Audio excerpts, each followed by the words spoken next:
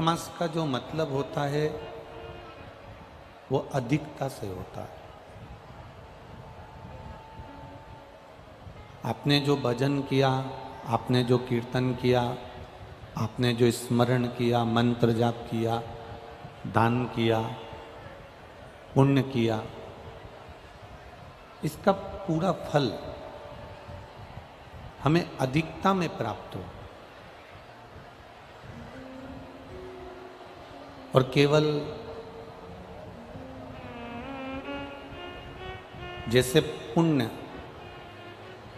अधिकता में मिलता है, तो शिव महापुराण की कथा कहती है कि हमने अगर कोई गलत काम किया है, हमने कोई अगर पाप कर्म किया है, हमने अगर कोई गलत विचार लाए हैं, हमने कोई गलत कार्य किया है, तो उसका अगर पुण्य हमारा अधिक होता है तो पाप भी अधिक होता है।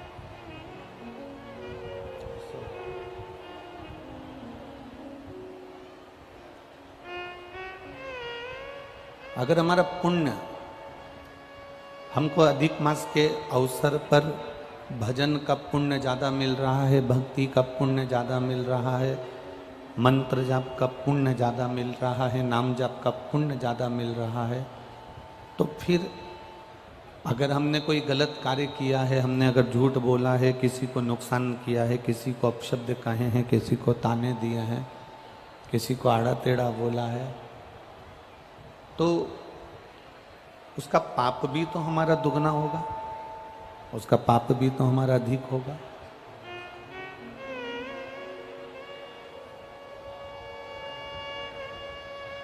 इस अधिक मास के अंतर्गत जब पुरुषोत्तम मास हुआ, अधिक मास हुआ, तो इस पुरुषोत्तम मास में, इस अधिक मास में भगवान शिव का भी,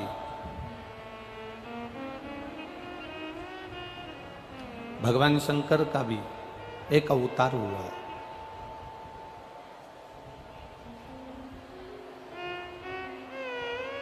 शिव जी का एक अवतार यही सावन और अधिक के अंतर्गत हुआ। अधिक मास मतलब पुरुषोत्तम, पुरुषोत्तम मास मतलब जिसको लोग मलमास कहते थे, उसको पूछते नहीं थे, उसको सम्मान नहीं करते थे, उसको आदर नहीं करते थे, उसको सत्कार नहीं देते थे।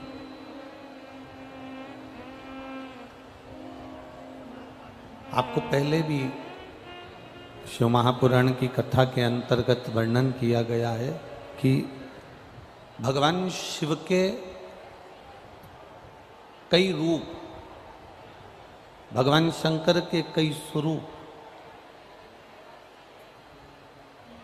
संपूर्ण विश्व के कल्याण के लिए प्रकट हुए।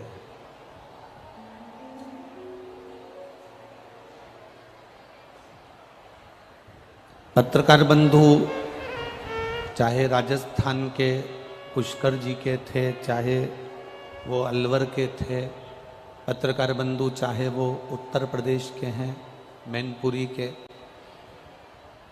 इनका एक प्रश्न, यह अधिक मास और सावन के चलते हुए इनके भीतर एक प्रश्न रहा है कि आखिर दो सावन का, सावन में अधिक मास का इतना महत्व क्यों है?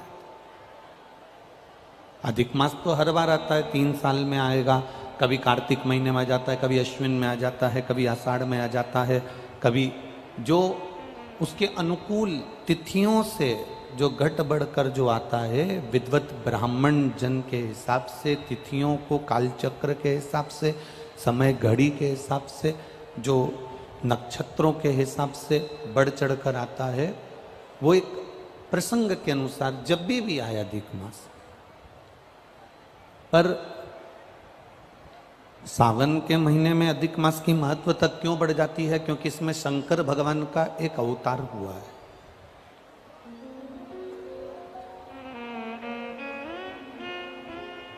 शिव जी का एक स्वरूप, भगवान देवादिदेव महादेव का एक स्वरूप इस सावन के महीने के अधिक मास के मिलन पर भगवान शंकर का एक स्वरूप प्रकट हुआ।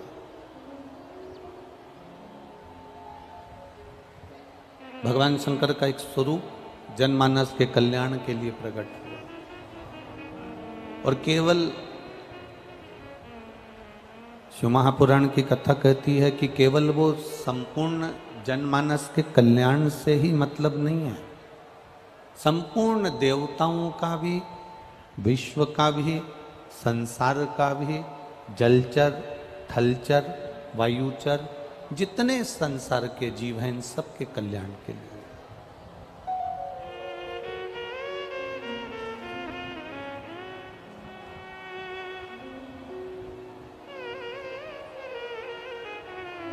आज कोई कह रहा था, गुरुजी हमारा बड़ा मन होता है कि हम केदारनाथ जी दर्शन के लिए जाएं।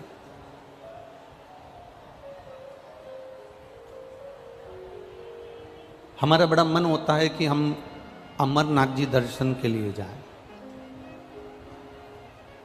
जब सुबह के क्रम में कोई मिलने आया तो उसने कहा कि हमारा बड़ा मन होता है गुरुजी कि हम केदारनाथ जाएं, अमरनाथ जाएं, सोमनाथ जाएं, काशी जाएं, कुबेरेश्वर धाम सीहोर जाएं। हमने उनको वहाँ तो उत्तर नहीं दिया, पर इस व्यासपीठ से इतना जरूर कहना चाहेंगे, आपका मन केदारनाथ जाने का हो रहा है, आपका मन अमरनाथ जाने का हो रहा है, आपका मन काशी जाने का हो रहा है, आपका मन सोमनाथ, मल्लिकार्जुन, भीमाशंकर, इतनी स्थानों पर अगर जाने का हो रहा है तो पहले आपसे निवेदन करेंगे कि जाने की तमन्ना तुम्हारी सब जगह पर है, मना नहीं है, पर पहले, सबसे पहले तुम्हारी जाने की तमन्ना सब जगह पर हो, पर सबसे पहले तुम्हारी चित्त वृत्ति में, तुम्हारे मन में ये विचार लेकर आ जाओ, एक विचार तुम्हारे भीतर ये लेकर आ जाओ कि हम पहले अपने घर के नजदीक में, घर के पास में जो शिव जी का मंदिर, हमारे घर के पास में जो शंकर का मंदिर हो, हमारे घर के पास में जो शिवालय, हमारे घर के पास में जो शिवालय, जो शिव का मंदिर हमारे घर के पास में हो, जो शिवालय हमारे नजदीक में हो, जो शिवालय हमारे घर के पास में हो, पहले हम उस शिवालय में जाना चालू करें। जब हम अपने घर के पास के शिवालय में जाना चालू कर देते हैं तो फिर केदारनाथ खुद आपको इशारा कर कर अपने पास बुला लेता है। आप जितने भी भक्त यहाँ पर शिव महापुराण की कथा सुनने के लिए आए हैं, जितने भी भक्त यहाँ पहुँचे हैं, जितने भी शिव भक्त टीवी के सामने आस्था चैनल पर कथा सुन रहे हैं, जितने भी भक्त मोबाइल पर कथा सुन रहे हैं, और जितने भी भक्त इस वनकंडेश्वर बाबा की या पावन धरा मैनपुरी के अंदर, आप लोग जितने भी भक्त यहाँ दूर दूर से कथा सुनने के लिए आए हो, तो ये पक्का है, जितने यहाँ बैठे हो ना, आप जरूर अपने घर के पास में शंकर जी के मंदिर में एक लोटा जल चढ़ाते होगे तो शिव पुराण ने आपको खींच कर यहाँ बुलाया। बाबा बुलाता तभी है जब आप आपके घर के नजदीक में जो शिवालय है उन शिवालय में जाकर आप सेवा कर रहे हैं, उन शिवालय में जाकर आप अर्चना कर रहे हैं, उन शिवालय में जाकर आप पूजा कर रहे हैं, उन शिवालय में जाकर आप एक लोटा जल समर्पित कर रहे हैं। भगवान बुलाता तभी है।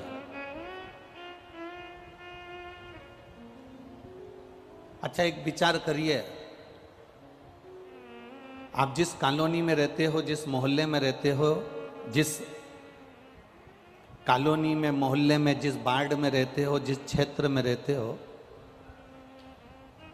और उस क्षेत्र में अगर तुम रह रहे हो और तुम्हारे 4 घर छोड़कर किसी की शादी है और तुम उसे नहीं पहचानते, वो तुम्हें नहीं पहचानता, तो तुम्हें शादी में बुलाएगा क्या? जम के तो बोलो जरा, नहीं बुलाएगा ना। शादी में कब बुलाएगा वो? जब तुम्हारा उसके घर में आना जाना होगा, उससे पहचान होगी, उससे मिलना जुलना होगा।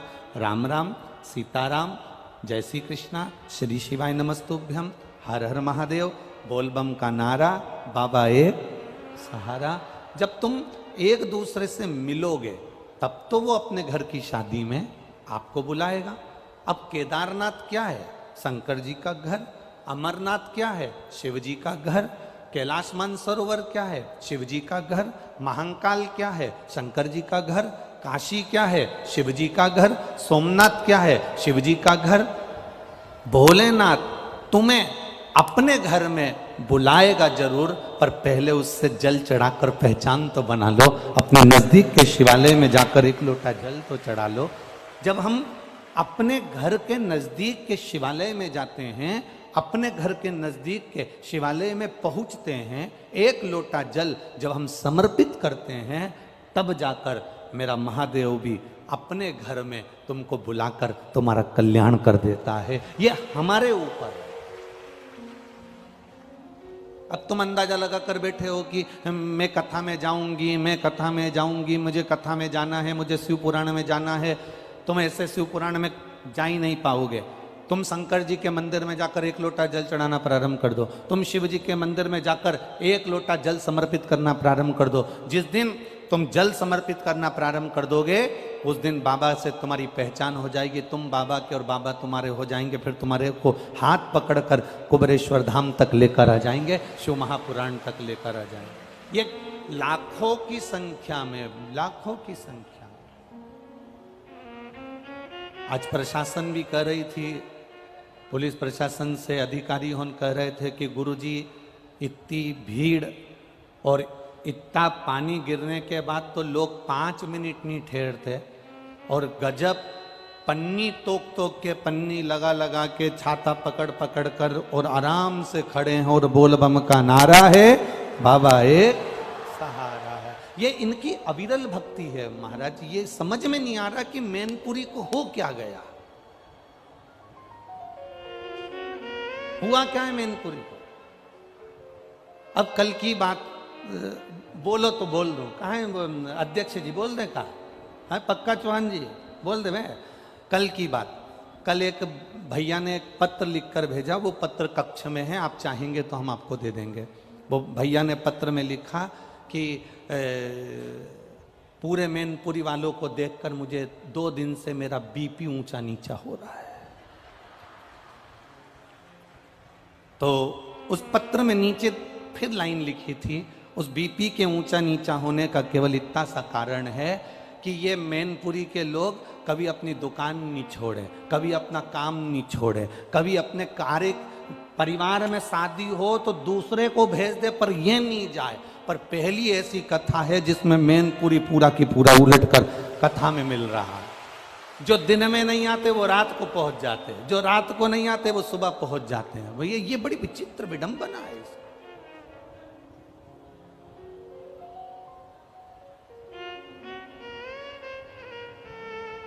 और ये मेरा शिव, ये मेरा वो घड़ी, ये मेरा त्रिकालदर्शी, ये मेरा कैलाशी, ये मेरा विनाशी है, ये मेरा शंभु है।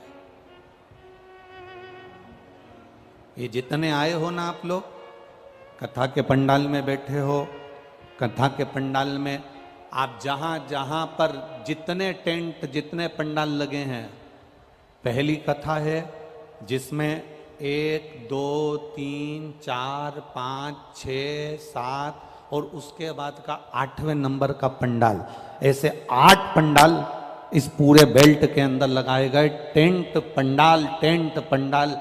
ये पहली कथा है जिसमें इतना जन समुदाय अपार की संख्या में आया और बाबा की भक्ति में रमा है। अब आप अगर इतनी संख्या में पहुंचे हो, भगवान शिव की कथा में पहुंचे हो, तो देवाधिदेव महादेव भी तो करुणा करेगा। तेरे मंदिर में आना मेरा काम है, मेरी बिगड़ी बनाना तेरा काम है। वो कृपा करता है, दया करता है, उदारता करता है, और बिना उदारता के, बिना दया के वो रहता ही नहीं है। बस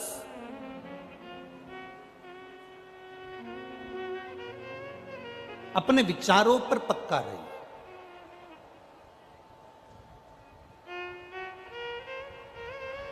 कई बार हम हमारे विचारों से डिग जाते हैं। एक लड़के ने एक लड़की से कहा, मैं तुझे बहुत प्रेम करता हूं, इतना प्रेम करता हूं, इतना प्रेम करता हूं, इतना प्रेम करता हूं कि तेरी आंखों में मुझे पूरी दुनिया नजर आ रही है। एक लड़का लड़की से बोला, मैं तुझे इतना प्रेम करता हूं, इतना प्रेम करता हूं, इतना प्रेम करता हूं कि तेरी आंखों में मुझे पूरी दुनिया नजर आ रही है। पीछे से ही मैनपुरी का एक बुढ़ा सा व्यक्ति आवाज लगाकर बोला, 2 दिन से मेरी भैंस नहीं मिल रही हो, आंख में देख लेना, अगर कहीं दिख जाए तो बता दे।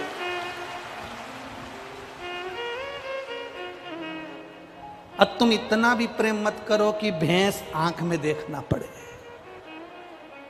इतना प्रेम नहीं। चित्त को परमात्मा में रमाने का प्रयास करो।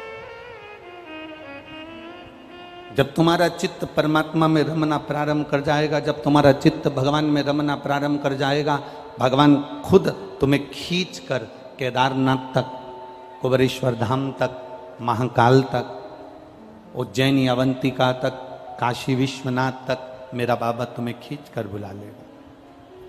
हमारे नजदीक के शिवालय में, हमारे नजदीक के शिव मंदिर में हम जाएंगे, तब तो हमारे बाबा से हमारी पहचान बनेगी। शंभु शरणे पड़े मांगो घड़ी रे घड़ी, दुख काटो दया करी में दर्शन आपो। आपकी पहचान आप शिव से बनाइए, आपकी पहचान आप शंकर से बनाइए।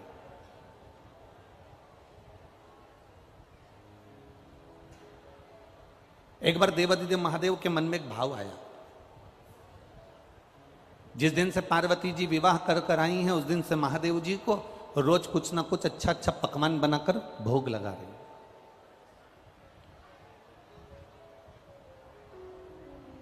रोज प्रतिदिन कुछ ना कुछ ऐसा बनाती हैं मां, शिव जी को भोग लगा देती।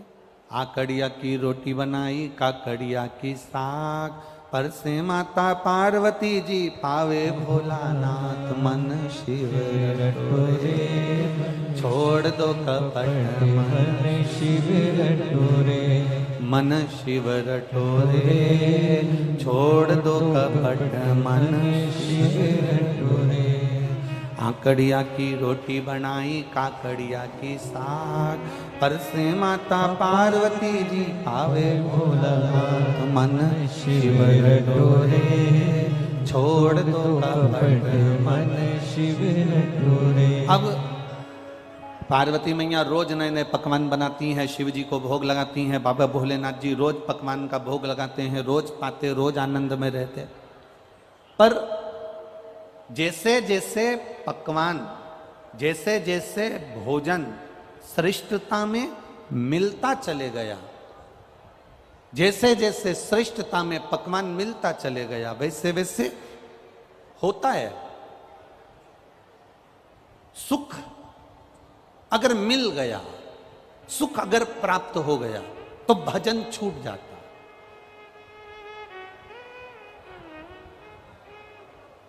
अगर सुख प्राप्त हो गया तो भजन छूट गया। सुख अगर ज्यादा प्राप्त हो गया तो भजन हमारा रहेगा।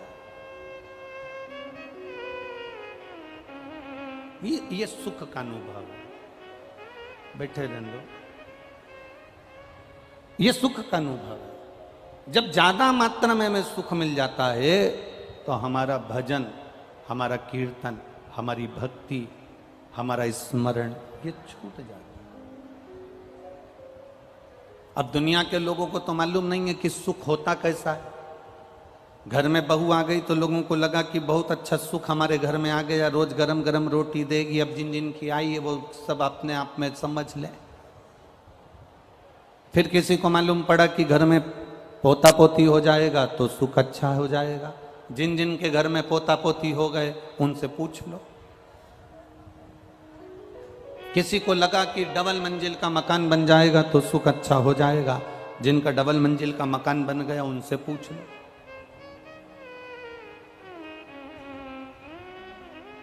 सुख मिलता कहाँ है? सुख कैसा होता है? सुख की कल्पना कैसी होती है? सुख कैसा होता है? एक ट्रेन की तरह, रेल की तरह। स्टेशन पे तुम खड़े हो, वहां पर बोलने वाली मशीन नहीं लगी है कि इतनी बजे ये ट्रेन यहाँ पहुँचेगी, आधा घंटा लेट है, 15 मिनट लेट है, ट्रेन का नंबर ये है, ट्रेन का नाम ये है, वो ट्रेन 2 नंबर प्लेटफार्म पे पहुँचेगी कि 1 नंबर पे पहुँचेगी। वो मशीन, वो बोलने का स्पीकर स्टेशन पर नहीं लगा है।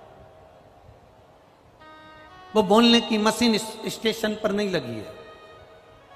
और जिस स्टेशन पर बोलने की मशीन नहीं लगी होती, जिस स्टेशन पर बोलने के स्पीकर नहीं लगे होते, जिस स्टेशन पर बोलने के लिए कोई माइक नहीं लगा होता, तो जो जाने वाला यात्री है ना, जिसको यहाँ से अपने मैनपुरी से जिसको आगरा जाना है, तो अगर मालूम पड़े मशीन नहीं लगी है, स्पीकर नहीं लगा है, तो जो भी ट्रेन आती है ना, तो जाने वाले व्यक्ति को यही लगता है कि मेरी आ रही है, अब आ रही है, आवाज आ रही है, आ रही है, आ रही है, आ रही है। और जो ट्रेन सामने आती है वो तो तुरंत निकल जाती, मालूम पड़ा ये तो मालगाड़ी है। फिर खड़ा, फिर दूसरी ट्रेन आई, आ रही, अब की बार ये अपनी ट्रेन आ रही है, तैयारी करके बैग में लेके बस तैयार होकर सामने आया। इतनी देर में मालूम पड़ा कि ये तो दूसरी जगह जा रही थी, मालूम पड़े काशी जा रही है, अब ये बनारस जा रही है। तो फिर तैयार हुआ, आ रही है, आ रही है, आ रही है, आ रही है, और फिर ट्रेन चलते चलते मालूम पड़ा कि ये ट्रेन तो दूसरी जगह जा रही है। बस सुख भी ऐसा ही होता है। बचपन में लगता है कि जवानी में सुख मिलेगा, जवानी में लगता है कि अधेड़ी में सुख मिलेगा, थोड़ी 1-2 दुकान और खोल लूं फिर सुख की जिंदगी जीऊंगा, घर में बहू आ जाए सुख की जिंदगी जीऊंगा, पोता पोती हो जाए सुख की जिंदगी जीऊंगा, थोड़ा काम काज फैला लूं सुख की जिंदगी जीऊंगा। सुख आ रहा है, आ रहा है, आ रहा है। बचपन निकल गया, जवानी निकल गई, अधेड़ी निकल गई, बुढ़ापा आ गया, और बुढ़ापे में भी अभी भी काम ना करके बैठे हो, सुख मिलेगा। मालूम पड़े मुंडा से पूरा सोफा सेट निकल गया, आंखों से दिखना बंद, कानों से सुनना बंद, पाँव से चलना बंद, हाथ भी थर थर थर थर कांपे, गर्दन भी धीरे धीरे कांपे, और विचार करे कि सुख मिलेगा। सुख वो ट्रेन है, सुख वो ट्रेन है जो आती हुई लगती तो है कि ट्रेन आ रही है, हमारी आ रही है, हम बैठेंगे, हम चलेंगे, हम ट्रेन में बैठकर जाएंगे, पर वो ट्रेन दूसरे की निकल जाती है। सुख होता ही ऐसा है, हर बार लगता है बस ये वाला काम हो जाएगा ना मेरा, मेरे को अगर वहां का टेंडर मिल गया ना, सारा कर्जा चुका दूंगा, टेंडर मिले तो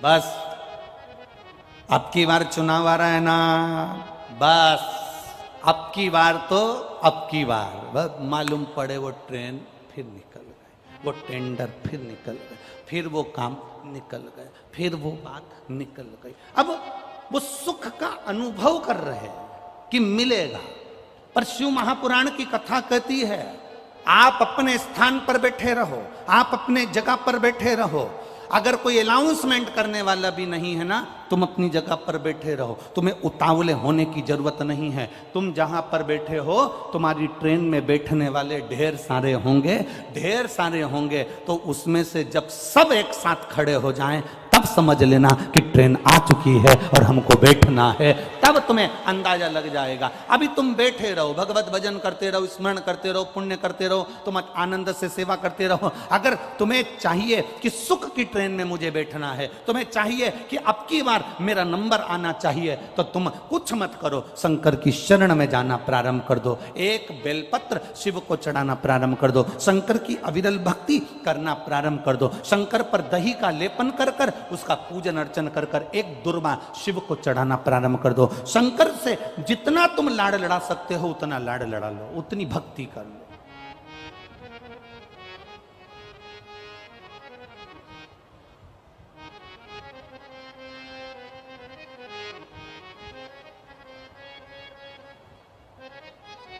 जो शंकर के मंदिर में झाड़ू लगा लेता है, जो शंकर के मंदिर में सफाई कर देता है, जो शंकर के मंदिर की रौनक रंगत बढ़ा देता है, जो शंकर के मंदिर में प्रकाश कर देता है, जो शंकर के मंदिर में उजियाला कर देता है। एक चोर शिव जी के मंदिर में कमंडल चुराने के लिए गया था और शंकर भगवान के मंदिर में से कमंडल चुराता है, खुद के कपड़े जला लेता है, शंकर भगवान उसको कुबेर का भंडारी बना देते हैं। जो शिव के मंदिर में रौनकता देता है, शंकर के मंदिर में सेवा करता है, शंकर के मंदिर में अर्चना। एक पत्र आया है, देखिए उस पत्र में क्या लिखा है। ठाकुर ब्रजनंदन सिंह कुशवाहा उर्फ टिल्लू पुजारी, नंदन मार्केट, बजाजा बाजार, मैनपुरी, उत्तर प्रदेश।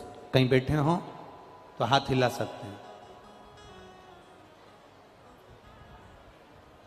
नंदन मार्केट, इनका नाम है ठाकुर ब्रजनंदन सिंह कुशवाहा उर्फ टिल्लू पुजारी, नंदन मार्केट, बजाजा बाजार, मैनपुरी, उत्तर प्रदेश। मोबाइल नंबर ये, कहीं बैठे हो तो हाथ हिला सकते हैं। जिन्होंने पत्र में लिखा है, मैं बाबा की एक लोटे जल का और एक बेलपत्र का मैं क्या वर्णन करूं। गुरुदेव, जिला प्रतापगढ़ उत्तर प्रदेश वाली कथा से लगातार आपकी कथा श्रवण कर रहा हूं।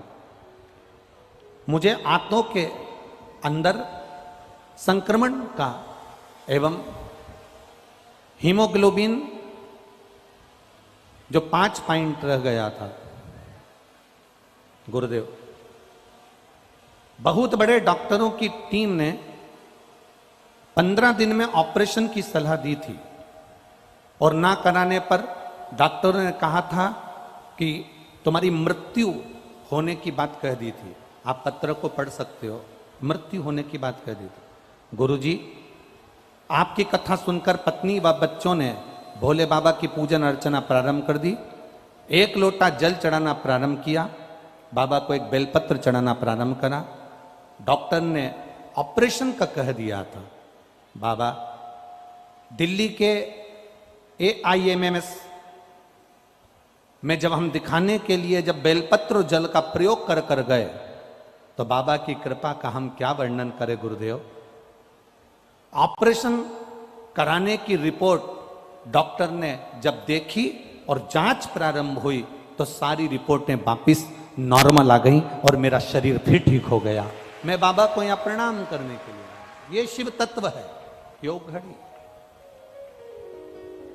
एक भक्ति, एक विश्वास, एक दृढ़ता, एक भरोसा आपके भीतर। और जब भक्ति, विश्वास, दृढ़ता, भरोसा होता है तब शिव तत्व की प्राप्ति होती है।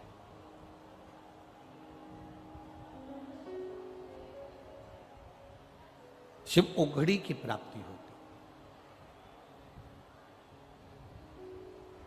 सुखाएगा सुखाएगा सुखाएगा, ये हमको लगता है।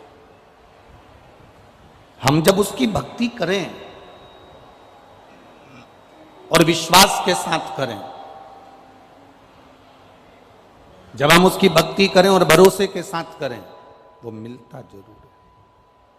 तेरे मंदिर में आना मेरा काम है और मेरी बिगड़ी बनाना तेरा काम है। हम उसके भरोसे नहीं रह पाते। कई बार हम डिग जाते हैं, कई बार हम अंदर से टूट जाते हैं। थोड़ा सा अगर दुख तकलीफ बढ़ी और किसी ने कह दिया कहाँ शंकर जी के चक्कर में पड़ी है, चल वहाँ चलते हैं, वहाँ पर ऐसा हो रहा है, चल वहाँ चलते हैं, वहाँ ऐसा हो रहा है, चल वहाँ चलते हैं, वहाँ ऐसा हो रहा है। शिव महापुराण की कथा कहती है किसी ढोंग में, प्रपंच में या दिखावे में या अंधविश्वास की ओर कभी मत जाना। शिव महापुराण की कथा कहती है अंधविश्वास की ओर ना जाइए, ढोंग और प्रपंच में मत जाइए। शिव पुराण की कथा कहती है अगर कहीं नहीं जा सकते तो तुम्हारे घर के नज़दीक में जो शिवालय है वहाँ पर सावन के महीने में 2 लोटा जल लेकर भगवान शिव को समर्पित करने के लिए जाइए। आप शिव के दरवाजे पर जब जाएंगे, शंकर की चौखट पर जब जाएंगे, शिव के द्वार जब पहुंचेंगे तो एक सुख का अनुभव अपने आप आएगा।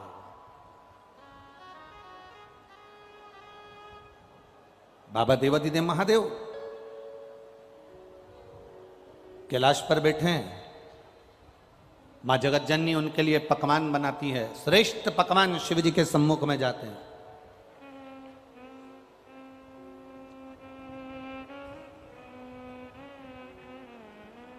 बाबा को पकवान से कोई मतलब नहीं। ये घर में जितनी बुजुर्ग माताएं होती हैं ना, घर में जितने बुजुर्ग होते हैं, बुजुर्ग माताएं होती हैं, बुजुर्ग लोग होते हैं, इनको तुम्हारे श्रेष्ठ पकवान से, इनको तुम्हारे श्रेष्ठ जो तुमने लड्डू, पेड़ा, गुलाब जामुन, इमरती, भजिया, पकोड़ा ढेर सारा बनाया हुआ है, उससे कोई मतलब नहीं है। इनको तुम्हारे पकवान से कोई मतलब, इनको तुम्हारे पकवान से कोई मतलब नहीं। इनको अगर मतलब है तो केवल एक चीज से मतलब है।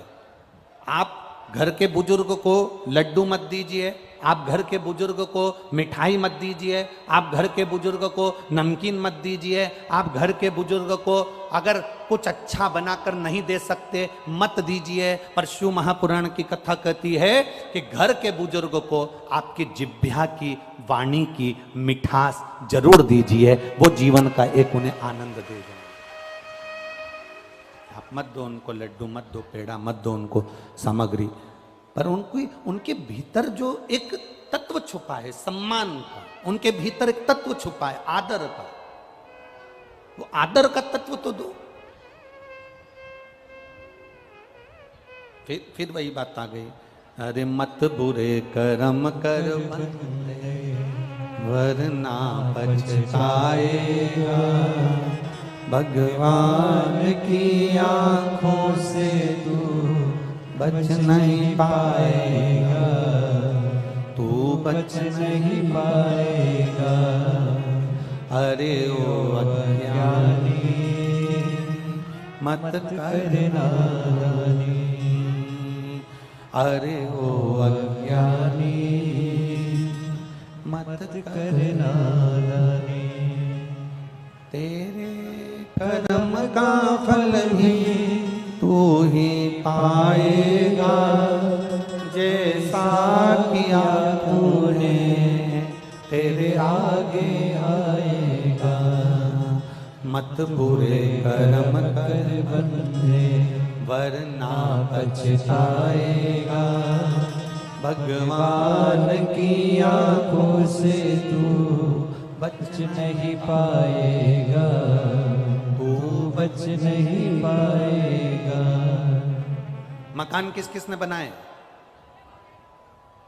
अपने अपने मकान में कौन कौन रहता? अपने अपने घर में। किराए के मकान में नहीं, अपने घर में। जम के जरा हाथ तो उठाओ, हाँ रख लो रख लो।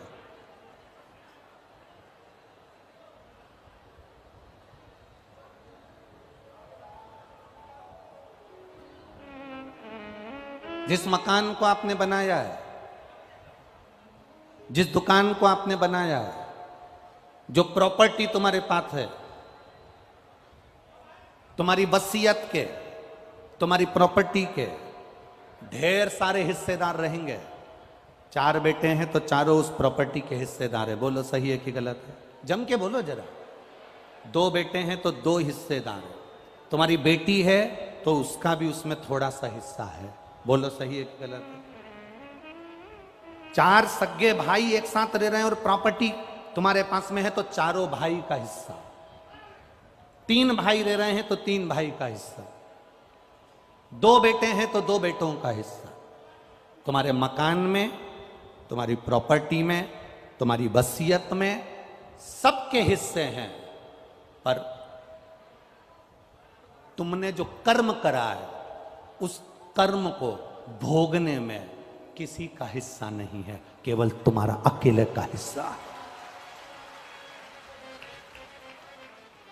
उस कर्म को कोई दूसरा नहीं भोगेगा। बाप के कर्म का भोग बेटा नहीं भोगता, बेटे के कर्म का भोग बाप नहीं भोगेगा। अपने कर्म का भोग अपने को भोग,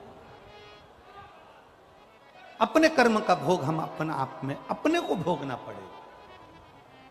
तुम्हारी प्रॉपर्टी के हिस्सेदार बहुत सारे होंगे, तुम्हारी वसीयत के हिस्सेदार बहुत सारे होंगे, तुम्हारी दुकान के हिस्सेदार बहुत सारे होंगे, पर तुम्हारे झूठ बोल रहे हो, कर्म बेकार कर रहे हो, कपट कर रहे हो, किसी को अपशब्द कह दिया, किसी को ताने दे दिए, किसी को गाली दे दी, किसी का थोड़ा सा धन तुमने अपना बना लिया, उसके हिस्सेदार बहुत सारे नहीं होंगे, उसका हिस्सेदार केवल तुम हो, कोई दूसरा नहीं।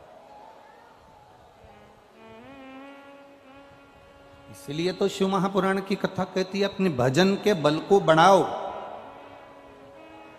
अपने कर्म का भोग अपने को भोगना है। पहले एक बार कथा में कहा था, आप में से कई माताओं ने सुना होगा, कई भाइयों ने सुना होगा, छींक अपने को आ रही है। बोला था कि नहीं बोला था? छींक अपने को आ रही है तो क्या पड़ोसी छींकेगा? जम के बोलो जरा, जम के बोलो। नहीं। खांसी अपने को चल रही है तो पड़ोसी खांसेगा? भूख अपने को लग रही है तो क्या पड़ोसी भोजन करेगा? प्यास अपने को लग रही है तो क्या पड़ोसी पानी पिएगा? नहीं। सिर मेरा दुखा है तो गोली भी मुझे खाना पड़ेगी, पेट मेरा दुखा है तो गोली भी मुझे खाना पड़ेगी, हाथ मेरा दुखा है तो गोली मुझे खाना पड़ेगी, खांसी मुझे आई है तो खांसना मुझे पड़ेगा, अगर छींक मुझे आई है तो छींकना मुझे पड़ेगा, सिर में दर्द मेरे हुआ है तो दवाई गोली मुझे खाना पड़ेगी। उसी तरह आपने अगर कर्म बेकार करा है तो भोगना भी आपको पड़ेगा, कोई दूसरा नहीं भोगने वाला, कोई दूसरा नहीं भोगेगा। शंकर भगवान ने पार्वती जी को देखा तो माता जगत जननी को देखकर भगवान शिव माँ जगत जननी को देखे कि रोज नए नए पकवान बनाकर लाती है, रोज अच्छा अच्छा भोजन बनाकर लाती है, और मैं सुख के चक्कर में, आनंद के चक्कर में ये भोजन को पा लेता हूं।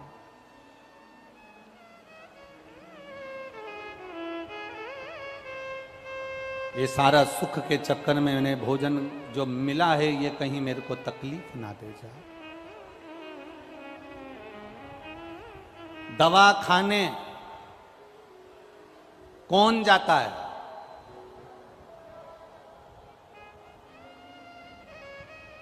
इस कथा से समझ लेना, दवा खाने कौन जाता है? जो दवा दबा के खाता है वो दवा खाने जल्दी जाता है। खूब दबा दबा के खूब खाया, जो मिल गए वो खा गए, जो मिल गए वो खाया, जो मिल गया वो खाया। जो दबा दबा कर खाता है वो जल्दी से, बोलो बोलो जम के, दवा खाने जाता। आपने अगर खाने पर कंट्रोल कर लिया, भोजन पर कंट्रोल कर लिया, थोड़े से अपनी जिह्वा पर कंट्रोल कर लिया, तो तुम्हें दवा खाने जाने की जरूरत नहीं पड़ेगी, क्योंकि दुनिया का सबसे ज़्यादा रोग, बीमारी, तकलीफ ये पेट से होती है। ये पेट में हम जैसा आहार ग्रहण करते हैं वैसा हमारा व्यवहार हो जाता है। दवा खाने वही जाता है जो दबा दबा कर खाता है। जिस दिन तुमने दबा दबा कर खाना बंद कर दिया, थोड़ा बहुत आहार लो जो शरीर के लिए जरूरी है, थोड़ा बहुत पाओ जो शरीर के लिए श्रेष्ठ है।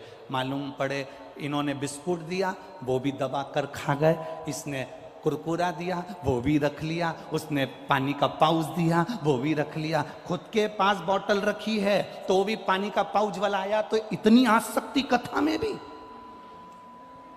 इतनी आसक्ति कि खुद के पास 2 बोतल पानी की रखी है, उसके बाद भी दे दे भैया रख लो, बिस्कुट दे दे भैया रख लो, सामान दे दे भैया रख लो, इतनी आसक्ति।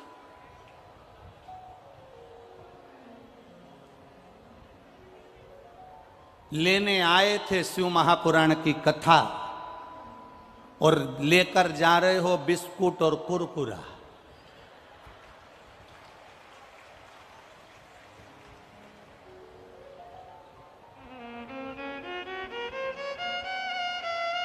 खीर मिली, खीर, हलवा मिला,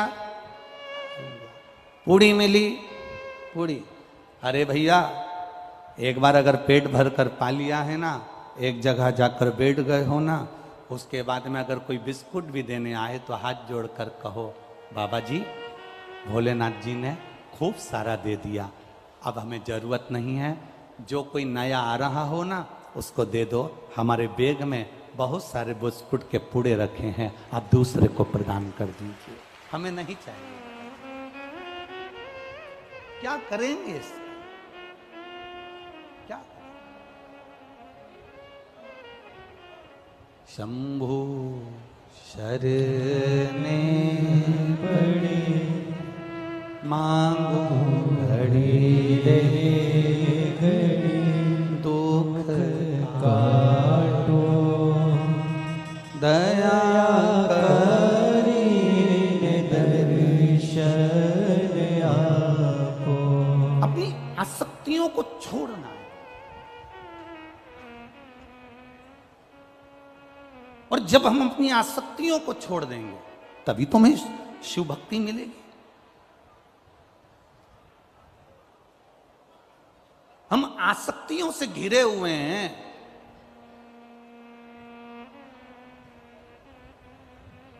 हम आसक्तियों से चारों तरफ से घिरे हुए हैं।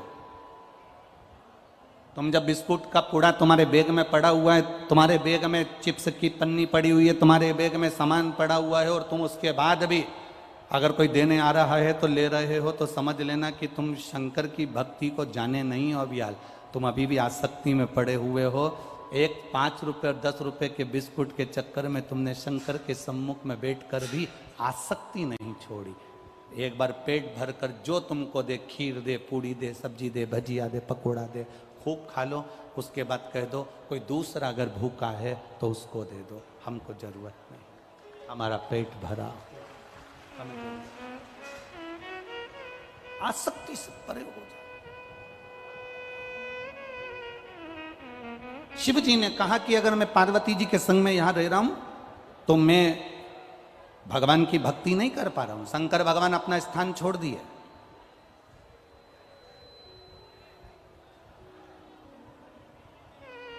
और शिव जी एक वन क्षेत्र में चले गए। नंदी साथ में पीछे पीछे गया। बाबा ने कहा, नंदी से तू कहां मेरे साथ आ रहा है? नंदी कहता है मैं आपको नहीं छोड़ सकता। शिव जी कहते हैं कि मुझे तप करना है, तप के बिना मेरा आनंद नहीं है।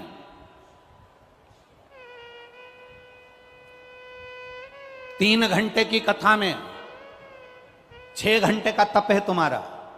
3 घंटे पहले, 3 घंटे बाद का भी तुम्हारा तप है। आज पानी गिरने के कारण बस जितने भी श्रोता भाई बहन इधर उधर हैं, सब खड़े खड़े, कब से खड़े हैं इंतजार में। और जब से खड़े खड़े शिव महापुराण की कथा का रसतत्व ग्रहण कर रहे हैं, ये तप है तुम्हारा, ये साधना है तुम्हारी।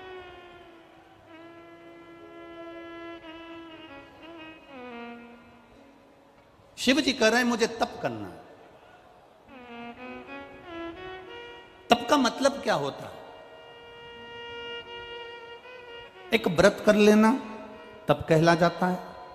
एक साधना करने बैठ जाना, आंख बंद करके बैठ जाना, तप कहला जाता है। नेत्र बंद कर कर बैठे हुए हो, क्या तप कहला जाएगा?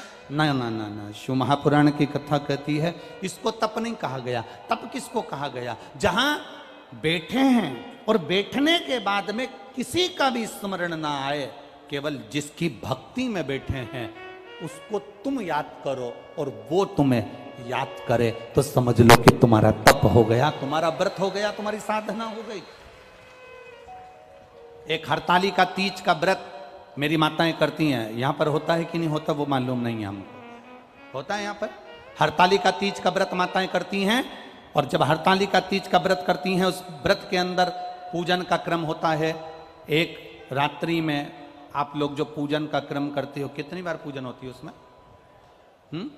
4-5 बार ऐसे कुछ क्रम है उसके अंदर। तो पूजन का क्रम आप करते हो। अब पूजन के क्रम आप कर रहे हो, तो कई माताएं तो ऐसी होती हैं कि जो हरतालिका तीज का व्रत करती है, पूजन करती है, आराधना करती है, उसका चित्त कहीं दूसरी जगह लगता नहीं है।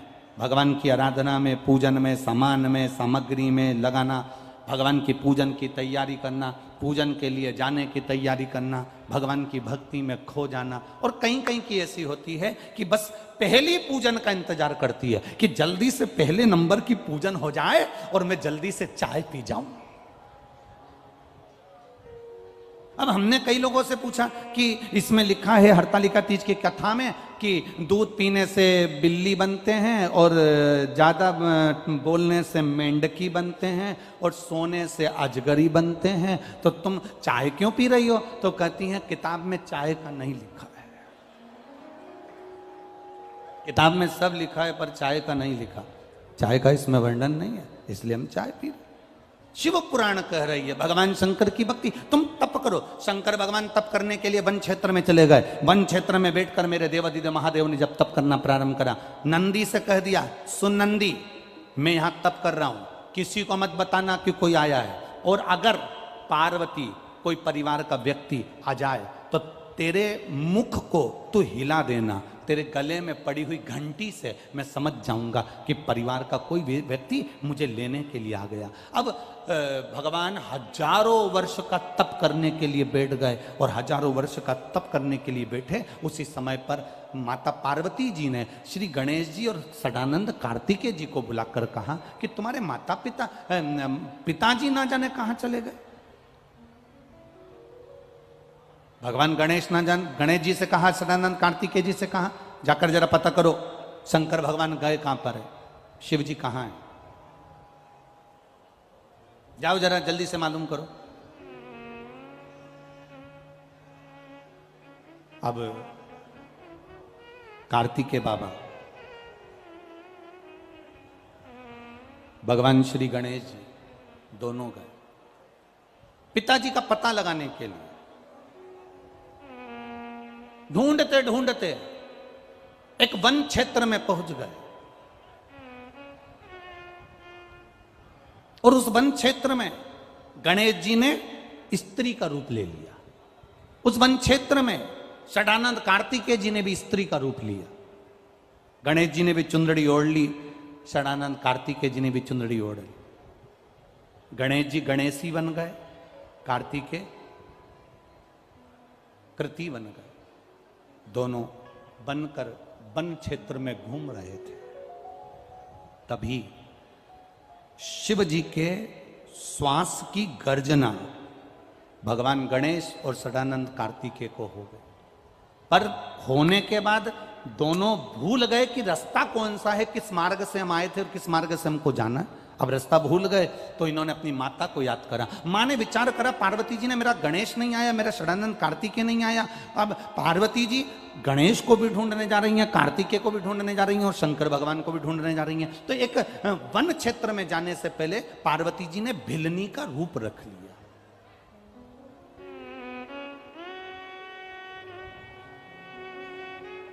एक भिलनी का रूप रखकर। अब भिलनी कौन? जिसको कुछ नहीं आता, केवल जानती है कि परमात्मा है पर उसके सिवाय कुछ नहीं। शिव महापुराण की कथा कहती है किसी सतगुरु के पास जाना, घर के बुजुर्गों के पास जाना, घर के वृद्ध के पास जाना, परमात्मा के पास जाना, तो एकदम खाली होकर जाना। खाली होने से मतलब क्या है?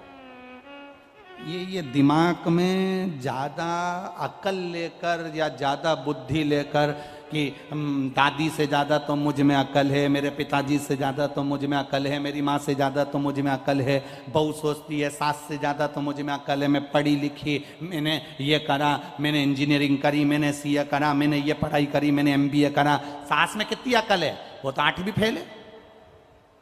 सास भले 8वीं फेल होगी, सास भले 5वीं फेल होगी, पर सास रहते रहते रहते रहते परिवार में जो तुम्हारी जितनी उम्र है, सास उतने साल तो दुनिया के धक्के खाकर आई होगी, तो उसमें अकल तुमसे ज्यादा होगी, ये निश्चितता है।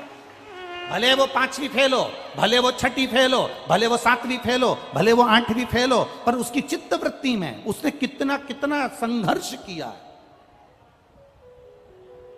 घर के बुजुर्ग ने कितना संघर्ष किया, ये उसके पास में। कंपनियों में पूछा जाता है तुमने कौन सी कंपनी में पहले जॉब करी है, उसका प्रमाण पत्र दिखाइए। दिखाना पड़ता है कि ये मैंने इस कंपनी में मैंने जॉब करी है, मेरा ये प्रमाण पत्र है। सास के पास में वो प्रमाण पत्र है जो बहू को दिखा देती है कि मैंने ये किया, और होना चाहिए। एक 4 इंजीनियर टोपी लगा लगा कर एक आड़ा टेढ़ा पाइप उसमें तार डाल रहे थे। 4 इंजीनियर 8 दिन से परेशान हो गए, पर वो तार उसके अंदर नहीं गया। एक गांव का व्यक्ति निकलता था, वो इंजीनियर को देखकर बड़ा दुखी होता था कि इनसे तार इस पाइप के अंदर नहीं जा रहा, आड़ा टेढ़ा पाइप, इसमें वो तार नहीं जा रहा। बड़ा दुखी होता था, बड़ा दुखी। गांव के व्यक्ति ने इंजीनियर साहब से कहा, इंजीनियर साहब ये तार मैं डाल दूं? 4 इंजीनियर बोले इसमें अक्ल तो है नहीं गांव वाले में, और कह रहा है तार में डाल दूं। ले डाल के बता, हम इंजीनियर हैं, ये सॉफ्टवेयर है, ये इलेक्ट्रिक है, ये ऐसा है, वो ऐसा है, ले तू डाल दे। उसने कहा लाओ इंजीनियर साहब। वो गया गांव में, एक चूहे को पकड़ कर ले आया, चूहे की पूंछ से तार को बांधा, पाइप में छोड़ दिया, पाइप से चूहा बाहर, तार निकल के बाहर हो गया। कभी कभी ऐसा होता है, हम जिसको मूर्ख समझ रहे हैं, हम जिसमें सोचते हैं इसमें तो अक्ल ही नहीं है, इसमें तो बुद्धि ही नहीं है। कभी कभी वो एक टीचर ने अपने स्टूडेंट से पूछा, बच्चे से, मैं दिल्ली से प्रयागराज हवाई जहाज से गया, दिल्ली से प्रयागराज जाने में मुझे 2 घंटे लगे, बताओ मेरी उम्र कितनी है? अब स्टूडेंट से पूछ रहा है टीचर, मैं हवाई जहाज से, एरोप्लेन से दिल्ली से प्रयागराज गया, प्रयागराज जाने में मुझे 2 घंटे लगे, तो जितने स्टूडेंट बैठे हैं वो बताएं कि मेरी उम्र कितनी है। अब जितने स्टूडेंट बैठे थे उन सब ने कहा, सर प्लीज ये कोई क्वेश्चन है कि हवाई जहाज से दिल्ली से प्रयागराज गया, 2 घंटे लगे, तो मेरी उम्र बताओ कितनी है? सारे बच्चों ने कहा ये कोई क्वेश्चन नहीं है, ये कोई प्रश्न नहीं है। एक स्टूडेंट कोई अच्छे गुरु का चेला होगा, खड़ा हो गया, उसने कहा सर आपकी उम्र 44 वर्ष है। कितने साल? जम के बोलो जरा। 44 वर्ष, 44 ईयर, तुम्हारी उम्र 44 वर्ष है सर। सर खुश हो गए, गजब, खड़े हो जाओ, आओ इधर जल्दी, गुड, तुमने मेरी उम्र बता दी, पर यह बताओ कि तुम कैसे जान गए कि मेरी उम्र 44 साल है, 44 ईयर है, तुम कैसे जान गए? उसने कहा बस सर मैं जान गया। नहीं नहीं तुम्हें बताना पड़ेगा। नहीं सर मेरे पास में ऐसा यंत्र है जिससे मैं पहचान गया कि तुम्हारी उम्र 44 साल। नहीं बताओ तुम कैसे पहचाने कि मेरी उम्र 44 साल है, ये बताना पड़ेगा। नहीं सर मैं नहीं बताऊंगा। सर ने कहा अगर नहीं बताएगा तो प्रैक्टिकल में नंबर कम आ जाएगा। बता जल्दी, तू कैसे पहचाना कि मेरी उम्र 44 साल है? मैं इतना खुश हो गया, मेरी उम्र 44 साल, तूने सही बताया, बता जल्दी से, तू कैसे पहचाना कि मेरी उम्र 44 साल है? स्टूडेंट बोला सर मेरा एक भाई है, वो आधा पगला है, उसकी उम्र 22 साल है।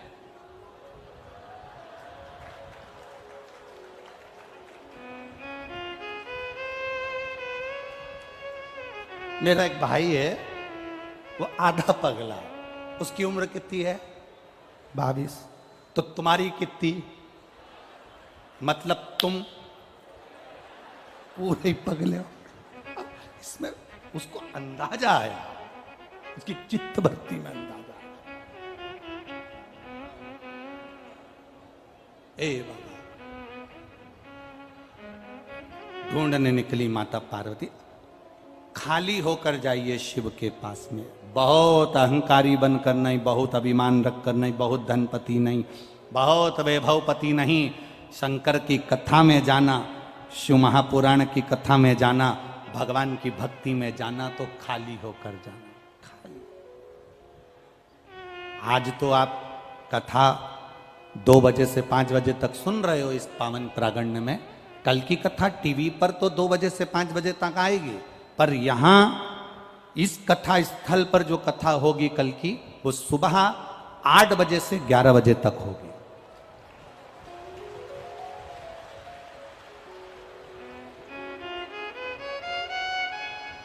सुबह 8 बजे से 11 बजे तक यहां कथा चलेगी। और ध्यान देना, कथा टीवी पर 2 बजे से 5 बजे ही आएगी, पर भक्त सुबह 8 बजे से 11 बजे तक। कल विराम की जो कथा है, पहले भी कथा में कहा, मेहमान जाते हैं तो घर के बच्चों को 200-500 रुपए दे जाते हैं, और ये पुराण भी जाएगी तो क्या क्या लुटा जाएगी ये वही जान सकती है, ये उसके ऊपर। परंतु हम ये बात हम बाद में कह सकते थे, अब तुम सब चिंता में पड़ गई, सोच में।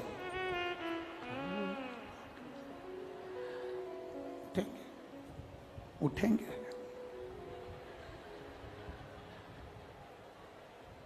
उठेंगे। अब निवेदन है, घर में झगड़ा करके मत सोना। एक पति पत्नी आपस में झगड़ा कर लिए, और झगड़ा कर कर पति को पहले कहीं जाना होता था तो पत्नी से कह देता था, तो पत्नी जगा देती थी।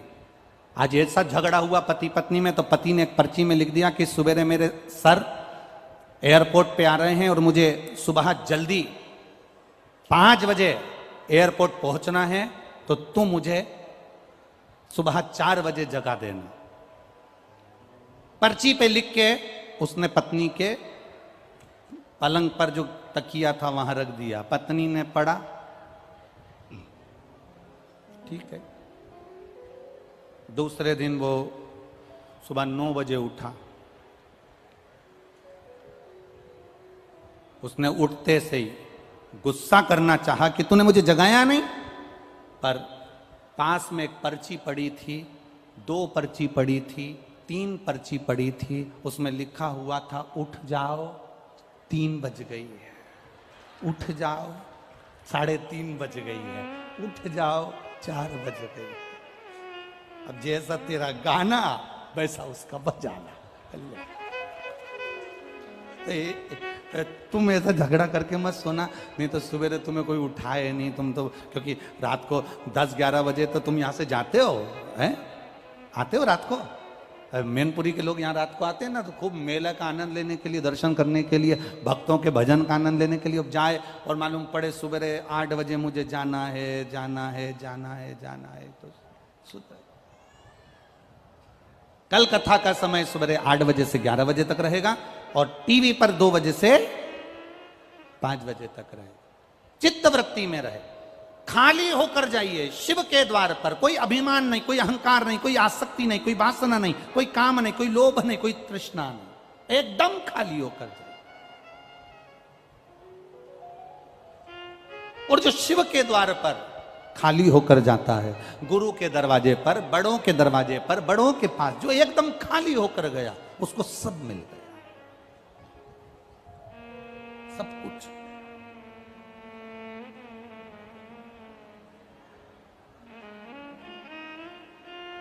दूध की भगोनी, जिस भगोनी में, जिस पात्र में तुम्हें दूध वाले से दूध लेना है, अगर वो पहले से भरी होगी तो उसमें दूध ले सकते हो क्या? जिसमें तुम्हें खीर लेना है वो पहले से भरी होगी तो तुम नहीं ले सकते, उसमें भरा हुआ है, झलक जाएगी। गुरु के पास जाना, शिव महापुराण में जाना, तो एकदम खाली पात्र लेकर जाना कि मुझे जो मेरे गुरु जी देंगे, शिव महापुराण से जो मुझे मिलेगा, शंकर की कथा से जो मैं सुन कर आऊंगी, मैं अपने जीवन में उतारूंगी। अगर पात्र खाली होगा तो उतर जाएगा, और अगर पात्र खाली नहीं होगा, अहंकार भरा होगा, तो वो झलक जाएगा। अहंकार के वश वो झलकेगा। उस अहंकार से परे होकर चलना, अहंकार से। पहुंच गई माता पार्वती जी, सुंदर भिलनी का रूप रखकर आई। भिलनी का रूप रखकर जैसे ही माता पार्वती जी ढूंढते ढूंढते उस क्षेत्र में पहुंची, भूल गई माता पार्वती जी भी। शिव जी के ढूंढते ढूंढते अपने पुत्र को, पुत्री को ना जाने कहां है, कहां पहुंच गए, कैसे हैं, कहां गए, ढूंढते ढूंढते पहुंची। इतने में नंदी ने माता पार्वती को देखा और शिव जी के लिए उन्होंने मुंडी हिलाना प्रारंभ कर दी। शंकर जी समझ गए पार्वती जी मुझे लेने के लिए आ गई। शिव जी ने देखा कि नंदी का मुख उधर है, मतलब पार्वती उधर खड़ी है। इतने में शंकर भगवान उठकर खड़े हुए। पार्वती, गणेश, कार्तिकेय और गणेश दोनों स्त्री के रूप में आ गए, और पार्वती जी भी वहां भिलनी के रूप में आकर शिव जी का दर्शन करी। शंकर भगवान से कहा, प्रभु जी कृपा करिए, हम यहाँ आकर मार्ग भूल गए, इसलिए निवेदन है हमें सत मार्ग की ओर बताएं। शंकर की कथा कहती है, शिव महापुराण की कथा स्वयं भूले हुए को भी मार्ग प्रशस्त कर कर परमात्मा के दरवाजे तक पहुंचा देती है। शिव महापुराण की कथा भटके हुए को भी परमात्मा का सत मार्ग बता देती है। शिव जी का वो मंदिर आज भी भूलेश्वर, मतलब शिव जी वहां कर भूल गए थे, पार्वती वहां कर भूल गई थी, गणेश जी वहां आकर भूल गए थे। सारी दुनिया में केवल एक मंदिर है भूलेश्वर महादेव का, जहां पर ये भूलेश्वर महादेव, पूना से सोलापुर के बीच में एक शंकर का मंदिर आता है भूलेश्वर महादेव का, जहां पर भगवान शंकर के मंदिर में गणेश जी स्त्री के रूप में हैं, कार्तिकेय जी स्त्री के रूप में हैं, और पार्वती जी भिलनी के रूप में विराजमान है। जहां पर नंदी भगवान शिव से कह रहे हैं, ये भूमि भूलेश्वर बाबा यहां कर हम भूल गए, ऐसी कृपा करो कि इस स्थान पर जो आए और एक लोटा अगर जल भूले से भी चढ़ा कर चले जाए तो वो संसार सागर में कभी ना भूले, परमात्मा के सतमार्ग की ओर चलता रहे। वो भूलेश्वर महादेव।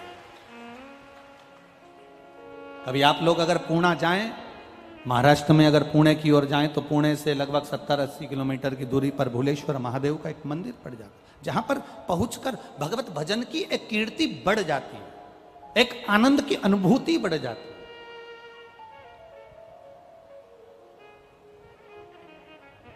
तो ये जो सावन का अधिक मास है, ये सावन के अधिक मास में शंकर भगवान का एक स्वरूप प्रकट हुआ, इसलिए इस सावन के अधिक मास की महत्वता है।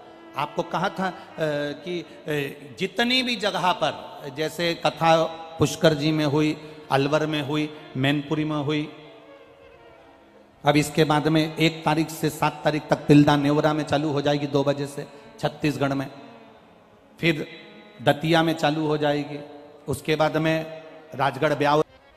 अब नरसिंह जी उसी क्रोध में इंद्रलोक पहुंच गए।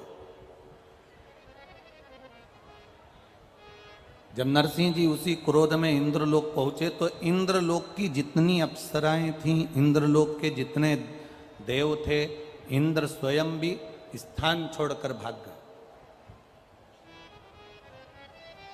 अब एक बात का अंदाजा लगाकर रखना अपने जीवन में, व्यक्ति को जब क्रोध आता है ना, तो वो गुस्सा कर कर अपशब्द बोल तो देता है, पर ये अंदाजा नहीं लगा कर पाता कि जो तुमने क्रोध में बोला है वही क्रोध का बोला हुआ एक दिन तुम्हारे सम्मुख में आकर खड़ा हो जाता।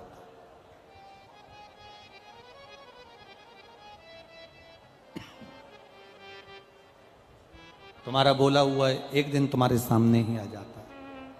इसलिए वाणी ऐसी बोलिए जो मन का आपा खोए। पर आज के जमाने में लोग बोलते हैं वाणी ऐसी बोलिए जो जम के झगड़ा होए, पर उससे मत बोलिए जो तुमसे तगड़ा होए। तो यहां तो शास्त्र कह रहा है कि प्रेम की वाणी से आप रिझाने का प्रयास। और जितनी प्रेम की वाणी से आप रिझाने का प्रयास करोगे, उतनी वाणी से आप किसी को अपना बना सकते हो।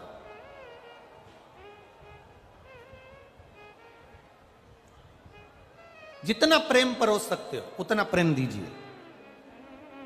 कल आपको कथा में कहा था ना, शंकर भगवान को तुम्हारी अंग्रेजी से मतलब है, ना तुम्हारी हिंदी से मतलब है, ना तुम्हारी मराठी से मतलब है, ना तुम्हारी गुजराती से मतलब है। शंकर जी को ना तुम्हारी तमिल भाषा से मतलब है, ना तुम्हारी मद्रासी से मतलब। शंकर भगवान को ना तुम्हारी गुजराती चाहिए, ना तुम्हारी अंग्रेजी, ना हिंदी चाहिए। शंकर भगवान को तो तुम्हारी जो प्रेम की भाषा होती है, हृदय की,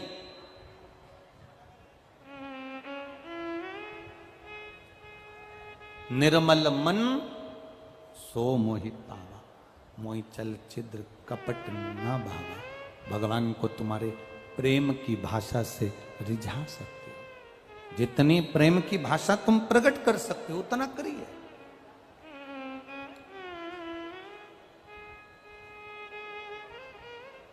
जब प्रेम की भाषा हम देंगे तो हमको मिलेगा।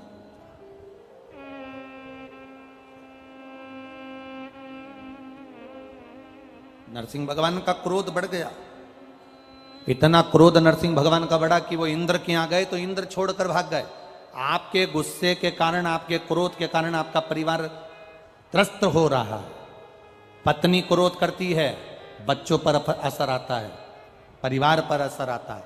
पति क्रोध करता है, परिवार पर, बच्चों पर, पत्नी पर, कुटुंब में असर आता है। शिव महापुराण की कथा तो यहां तक कहती है कि आप अगर भोजन का निर्माण कर रहे हो, भोजन बना रहे हो, तो भोजन भी बनाते समय तुम्हारे चेहरे पर क्रोध नहीं रहना चाहिए। तुम्हारी सास से कुछ भी खटर पटर हुई है, परिवार में कुछ भी झगड़ा वगड़ा हुआ है, पर भोजन बनाते समय तुम्हारे चेहरे पर प्रसन्नता होना चाहिए। ये शिव भक्ति, शिव महापुराण। आप लोग अपने अपने घर से पूड़ी सब्जी बनाकर लाते हो, कोई भंडारे का सामान लाता है, कोई खीर बनाकर लाता है, कोई हलवा बनाकर लाता है। ये प्रेम से बनकर आता है। और जब प्रेम से बनकर आता है तो यहां जब बांटा जाता है तो उसमें अपने आप स्वाद बढ़ जाता है।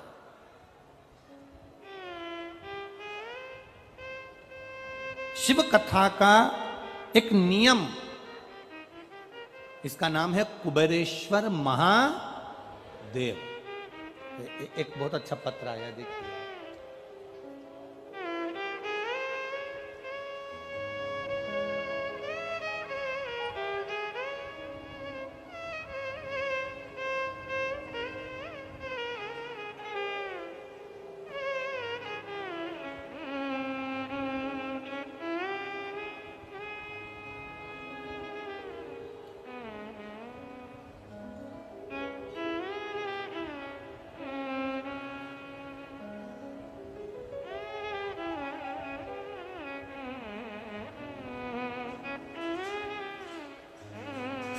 पत्र देखिए, बड़ा सुंदर है। मेरा नाम ममता यादव है, पत्नी श्री सुखवीर सिंह यादव। कहीं बैठी हो तो हाथ हिला सकती हैं। मैं जिला फिरोजाबाद नगर शिकोहाबाद की रहने वाली हूँ। कहीं बैठी हो तो अपने हाथ हिला सकती हैं। आप ही हैं? हाँ, दोनों हाथ ऐसे हिला दो एक बार। हाँ, हिला दीजिए। मेरा नाम ममता यादव, पति का नाम सुखवीर सिंह यादव। मैं जिला फिरोजाबाद नगर शिकोहाबाद की रहने वाली हूँ। मेरे पति को सन 2011 में ब्रेन ट्यूमर का ऑपरेशन हुआ था, वह भी आखिरी स्टेज पर।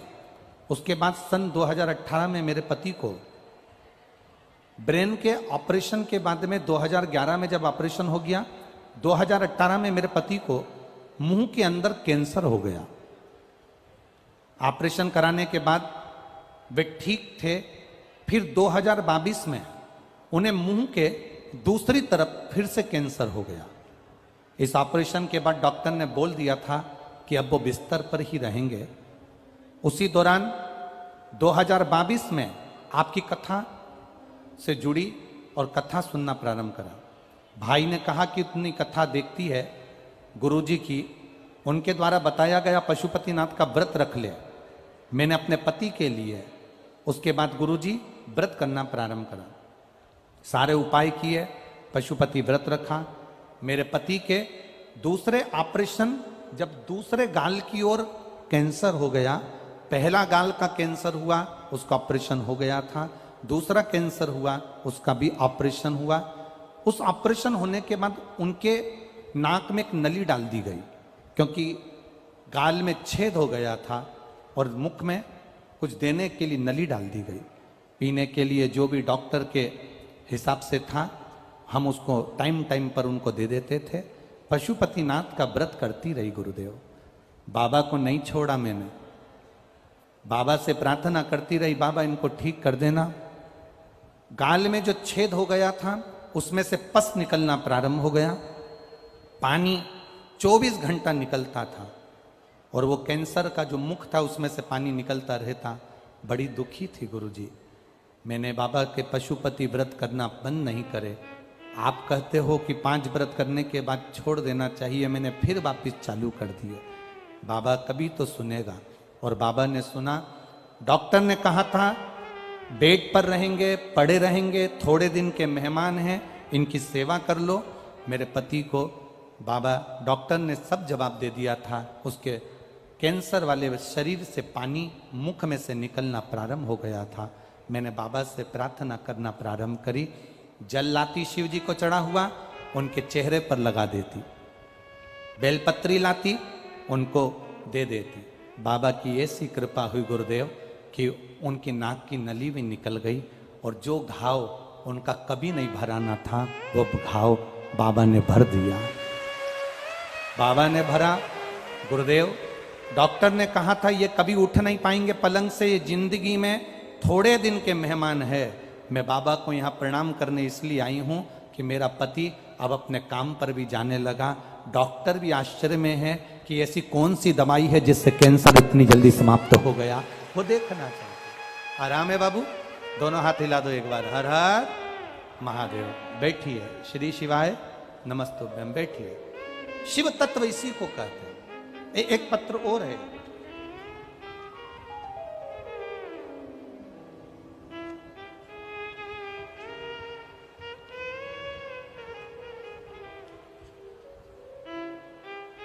मेरा नाम निधि दीक्षित है।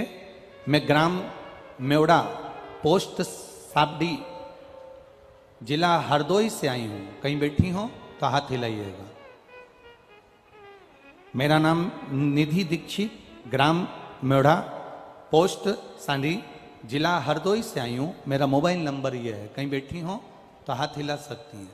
जहाँ कहीं भी बैठी हो अपने हाथ को हिला सकती हैं। मेरी मम्मी को 2022 में पेट में दर्द हुआ, उनको हरदोई हॉस्पिटल में दिखाया। जांच होने पर पता चला कि मम्मी के बच्चेदानी में कैंसर है।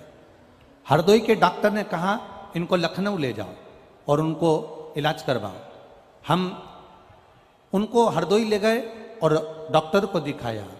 2020 से आपकी कथा सुन रहे हैं गुरुदेव। मेरी माता को जब हमने हरदोई के डॉक्टर में दिखाया तो डॉक्टर ने कहा इनका ऑपरेशन करना जरूरी है। गुरुजी, आपने त्रिजुगी नारायण के जल का वर्णन किया था, पशुपति व्रत का वर्णन किया और सीहोर के रुद्राक्ष का वर्णन किया। हम त्रिजुगी नारायण तो नहीं जा सके, पर हम रुद्राक्ष लेने के लिए सीहोर चले गए। सीहोर से रुद्राक्ष लेकर आए और डॉक्टर ने कहा था इनका ऑपरेशन करना जल्दी जरूरी है, क्योंकि इनका कैंसर फैल रहा है। बच्चेदानी में जो गठन पड़ गई है वो फैल रही है। हमने भी सीहोर का रुख लिया और बाबा कुबेरेश्वर के धाम गए। वहां से एक रुद्राक्ष और एक कंकर उठाकर लेकर आ गए। कंकर की पूजन करना प्रारंभ करी। रुद्राक्ष का जल शिवजी को चढ़ाकर माता राम को देना प्रारंभ करा। गुरुदेव, डॉक्टर को जाकर दिखाया। उन्होंने कहा कि जांच करते हैं। वापिस जांच करना प्रारंभ करा तो उन्होंने कहा कैंसर धीरे धीरे आराम तो लग गया है, पर इनका ऑपरेशन करना जरूरी है। डॉक्टर नहीं माने। आखिरी में उनका ऑपरेशन किया कि इसमें से गांठ निकलेगी और वो गांठ कैंसर की है। ऑपरेशन करने के लिए डॉक्टर उनको ऑपरेशन कक्ष में ले गए।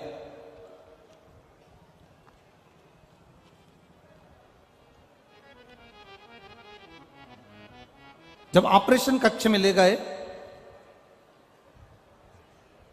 कई घंटों तक ऑपरेशन चला।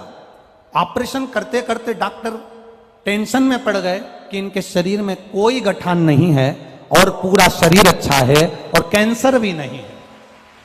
गुरुजी शरीर में बहुत सारे टांके लगा दिए गए और टांके लगाने के बाद अब धीरे धीरे उन टांकों को डॉक्टर काट रहे हैं, पर बाबा ने कृपा कर दी और एक भी कैंसर का तत्व मेरी माता के पेट में नहीं मिला, न गठान मिली। ये रुद्राक्ष की महत्वता, ये शिव की महत्वता, ये शिव महापुराण की महत्वता। खाली न जाता कोई दर से तुम्हारे, खाली न जाता कोई दर से तुम्हारे, मैं भी खड़ी हूँ नंदी माहे पसारे, अपने हृदय से लगा लो गिरा जा रहा हो, उठा लो प्रभु अपने दर से, अब तो न टालो गिरी जा रही हो, उठा लो शिव के ऊपर भरोसा।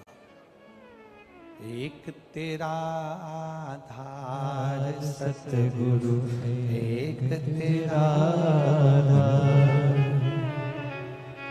एक तेरा आधार सतगुरु, एक तेरा आधार। सारी दुनिया घूम ली है, सारी दुनिया ढूंढ ली है, तू ही मेरा आधार, एक तेरा आधार सतगुरु, एक तेरा आधार। यहाँ जितने आए हो, जितने आस्था चैनल पर सुन रहे हो, जितने फेसबुक यूट्यूब पर सुन रहे हो, दिल से सुनो। और जहां बैठे हो, ये मैनपुरी में हम आज तक कभी नहीं आए थे, पहली बार आपसे मिलना हुआ है, पहली बार मिलना हुआ। आप लोगों ने टीवी पर कथा सुनी है कि नहीं सुनी? सुनी है ना? टीवी पर कथा सुनकर आप लोगों ने बाबा का कोई ना कोई उपाय तो किया है ना? किया है तो बाबा ने कुछ ना कुछ तो आपकी जिंदगी में थोड़ा बहुत दुख तो मेरे बाबा ने कम किया होगा, तब तो आप यहां बैठे हो, नहीं तो कौन आता? विश्वास शिव महापुराण पर करा तो बाबा ने साथ। नरसिंह अवतार में क्रोध आया है भगवान को, वो क्रोध समाप्त नहीं हुआ, वो क्रोध समाप्त नहीं हुआ।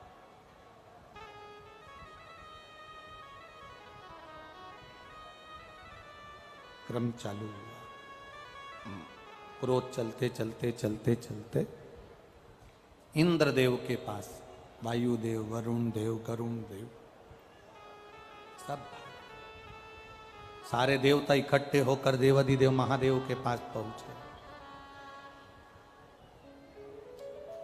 बाबा, बाबा, शिव जी की स्तुति, शंकर भगवान की प्रार्थना किसी के दूसरे ने जो बताई वैसी नहीं करना, अपना दिल करे ना वैसे भगवान की प्रार्थना करो।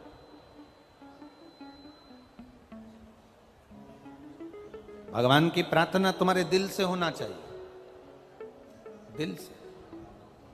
एक बकरी चराने वाला, भेड़ चराने वाला शाम के समय सारी भेड़ों को एक जगह पर इकट्ठा कर लेता था, भेड़ों के बाल में से बैठे बैठे जूं निकालता था, जूं निकाल कर कहता था, राम जी तुम्हें वन में रहते रहते बहुत सारी जूं पड़ गई होगी, एक बार तुम मेरे पास आ जाओ, मैं सारी जूं निकाल दूंगा तुम्हारी। बस वो बैठे बैठे यही बोलता रहता था कि राम जी तुमको भी जूं पड़ गई होगी, मैं निकाल दूंगा। एक संत वहां से निकल रहे थे, उन्होंने उसका शब्द सुना, संत को क्रोध आ गया, कैसा मूर्ख है, भगवान को क्या जूं पड़ती है, हर कुछ बोल रहा है, पागल हो गया है। संत ने एक थप्पड़ रखकर उस भेड़ चराने वाले को, बकरी चराने वाले को मारा और कहा, आज के बाद ऐसा शब्द मत बोलना कि राम जी को जू पड़ गई होगी। तेरे में अक्ल नहीं है, हर कुछ बोल देता है कि राम जी मेरे पास आ जाओ, तुम्हें जू पड़ गई होगी, मैं तुम्हारी जू निकाल दूंगा। ये कोई शब्द होता है? उसने बोलना बंद कर दिया। 4 दिन निकल गए, माता सीता जी ने भोजन नहीं किया। राम जी ने सीता जी से पूछा, तुम भोजन नहीं कर रही हो, क्या बात है? सीता जी कहती हैं, एक बेचारा बकरी चराने वाला था, भेड़ चराने वाला, शाम को बकरी और भेड़ों को इकट्ठा कर कर उनकी जू निकालता था और बड़े प्रेम से कहता था, राम जी वन में रहते रहते तुमको जू पड़ गई होगी, मैं तुम्हारी जू निकाल देता हूं। उसको प्रार्थना करना नहीं आती, उसको संस्कृत के शब्द नहीं आते, उसको हिंदी के भी वाक्यों को बोलना नहीं आता, वो कोई संबोधन बोलना नहीं जानता, वो स्तुति करना नहीं जानता, बस वो प्रेम से कहता है कि तुम्हें जू पड़ गई होगी, मैं जू निकाल देता हूं। मुझे बहुत अच्छा लगता था प्रभु। राम जी ने हनुमान जी को बुलाया, हनुमान जाओ, जिस संत ने उस बकरी चराने वाले को बोलना बंद करा है, जरा उसका इलाज करके आओ। हनुमान जी जाकर एक गदा का प्रहार किए, संत चित्ते पड़े। संत ने पूछा, मेरी गलती क्या है? हनुमान जी बोले, जाकर बोल उस भेड़ बकरी चराने वाले को, तेरे दिल से तू जैसी स्तुति करना चाहे वैसी कर। राम जी दिल की स्तुति देखते हैं, बनाई हुई स्तुति राम जी नहीं देखते। राम बनाई हुई स्तुति नहीं देखते। मेरे भोलेनाथ तुम्हारी बनाई हुई स्तुति से प्रसन्न नहीं होते। जिस दिन तुम्हारे दिल में आ जाए और तुम शंकर जी के मंदिर में जल चढ़ाने के लिए जाओ, उस दिन तुम बाबा से प्रार्थना दिल से भी कर सकती हो। बाबा बाबा, ओ भोलेनाथ जी, शंभू, जल चढ़ा चढ़ा के सावन के महीने में ठंड लग रही होगी तेरे को। बाबा बहुत ठंड लग रही है, आज मैं जो दिया लगाऊंगी ना, उसमें हाथ लगाकर तेरे को सेक दूंगी, ठंड नहीं लगेगी तेरे। कभी दिल करा करे, बहुत सारी बेलपत्री पड़ी हो ना, तो बाबा को ढक दो, बाबा ठंड नहीं लगेगी इसलिए मैं ढक रही। कभी कभी गणेश जी और कार्तिक पर हाथ रखकर कह दो, बाबा जैसे ये तेरे 2 पुत्र हैं ना, वैसी मैं तेरी बेटी हूं बाबा, पर बहुत दुखी हूं बाबा। बाप अपनी बेटी को दुखी देख सकता है क्या बाबा? बाबा बहुत तकलीफ में हूं, तेरे बेटों की तरह मुझे भी मान लेना बाबा। तेरी बेटी अशोक सुंदरी की तरह मैं भी हूं ना बाबा, बहुत दुखी हूं बाबा, तू सुन ना बाबा। तेरा मैंने पशुपति व्रत भी करा था बाबा, पर हो सकता है मुझसे कोई गलती रह गई हो ना, तू मुझसे खुश नहीं हुआ। पर पिता है ना तू मेरा, पिता पिता होता है। बेटी चाहे कैसी भी हो ना बाबा, पर पिता कभी अपनी बेटी से नाराज नहीं होता। बाबा आज एक बेलपत्री मैं तुझे चढ़ा कर जा रही हूं, ये समझना तेरी बेटी अपना हृदय, अपना दिल तुझे देकर जा रही है, तो संभाल लेना बाबा। दिल से कहो उसको, स्तुति दिल से होना चाहिए। दिखावे से शिव के मंदिर कभी मत जाओ। मेरे महाकाल कालाधिपति, मेरे महाकाल बाबा अपने बेटे को भूल गए क्या? मेरे महाकाल बाबा अपनी बेटी को भूल गए क्या? महाकाल बाबा ये बेटा ये बेटी दोनों बाहें पसार कर तुझे बुला रहे हैं, एक बार गले से लगा लेना मेरे महाकाल। आएगा लगा लेगा गले से मेरा महाकाल।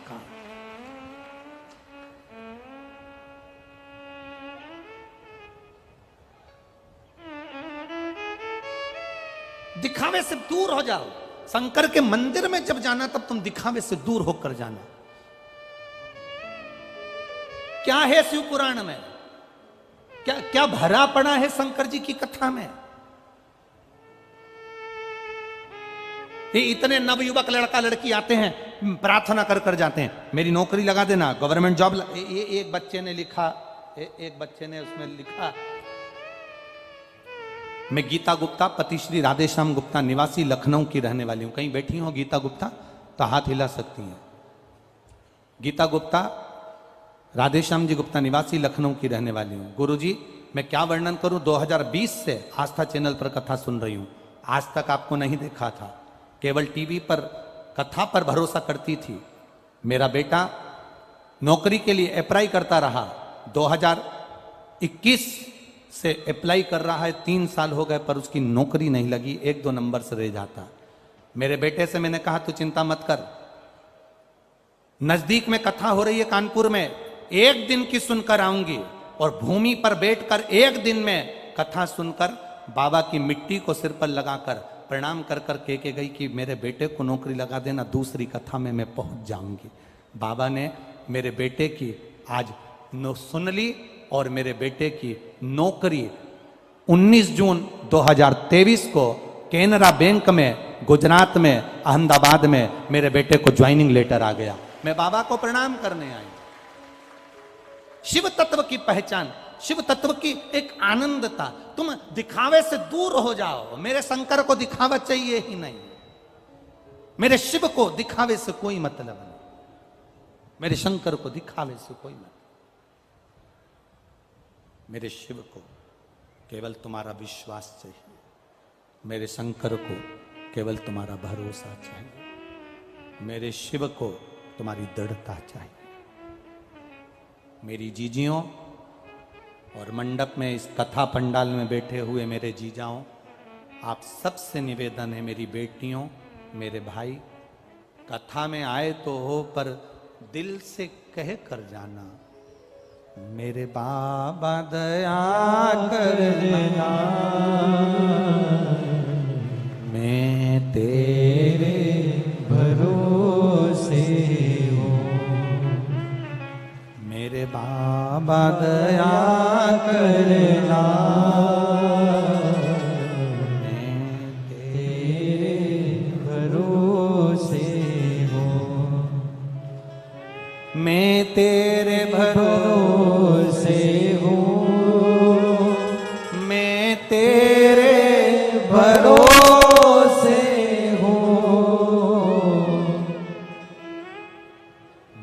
मेरे बाबा दया करना, मैं तेरे भरोसे हूँ, ना घर के भरोसे हूँ, ना परिवार के भरोसे हूँ, ना घर के भरोसे हूँ, ना परिवार के भरोसे हूँ, भोलेनाथ दया करना, मैं तेरे भरोसे हूँ। छोड़कर सब दिल से कहो। आप आए हो कथा में, हमें कई बार आप लोगों को देखकर बड़ा हृदय से भाव में भीतर नेत्र के, आप लोग तो समझेंगे नहीं भावों का, भीतर से कभी कभी रोना भी आता है। कितनी दूर दूर से 100-100, 500 रुपए खर्च कर कर ये लोगों सबके धक्के खाते हुए 1 किलोमीटर, आधा किलोमीटर दूर गाड़ियों को रोक देना।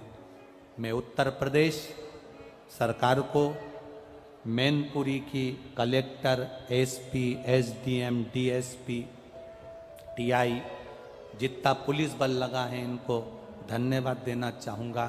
पहली कथा है जिसमें इतनी 5 गाड़ियां रोकी जा रही है, आपको दंडवत प्रणाम है। इतनी कथा बाची, उसमें पहली कथा है जो इतनी नजदीक में गाड़ियां रोकी जा रही हैं।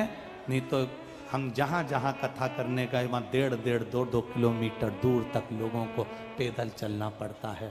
मैं यहाँ के कलेक्टर, एसपी और उत्तर प्रदेश सरकार को बहुत बहुत साधुवाद देता हूं जिन्होंने नजदीक में गाड़ियां लगवाई। नजदीक आप कहो उससे दिल से, आपकी चित्तवृत्ति उसमें रमना चाहिए। कभी कभी हमारा हृदय बहुत रोता है कि आप कितनी दूर से धक्के खाते हुए, कोई साधन नहीं, अगर किसी को कर कथा सुनते हैं, मेरे शंभु इनकी झोली ऐसी भरना जिंदगी में कभी खाली ना हो, ऐसा भंडार।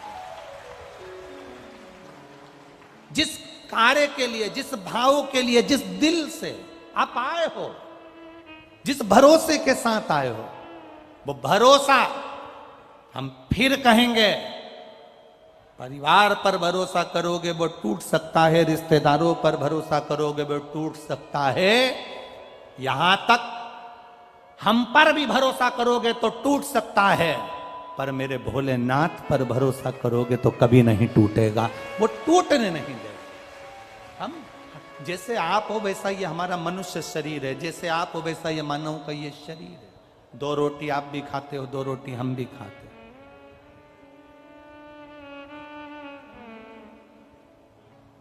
आप लोग ज्यादा आइटम बनाकर खा लेते होगे, हम मूंग की दाल और रोटी खा लेते हैं। कभी सब्जी थोड़ी बहुत हरी मिल गई, बना लिया, ब्राह्मण देवता साथ रहते हैं वो बना देते हैं 2 रोटी टिक्का, पाया, सुख आनंद लिया। क्या करना, जैसा जीवन आपका वैसा जीवन हमारा। हम फिर कहें, सीहोर वाले पर भरोसा ना करिए, पंडित प्रदीप मिश्रा पर भरोसा मेरे महादेव पर करना, भरोसा 1 लोटे जल पर करना, भरोसा 1 बेलपत्री पर करना, भरोसा तुम्हारे शिव पर करना, वो टूटने नहीं देगा, ये निश्चितता है। हमसे मतलब मत रखो। और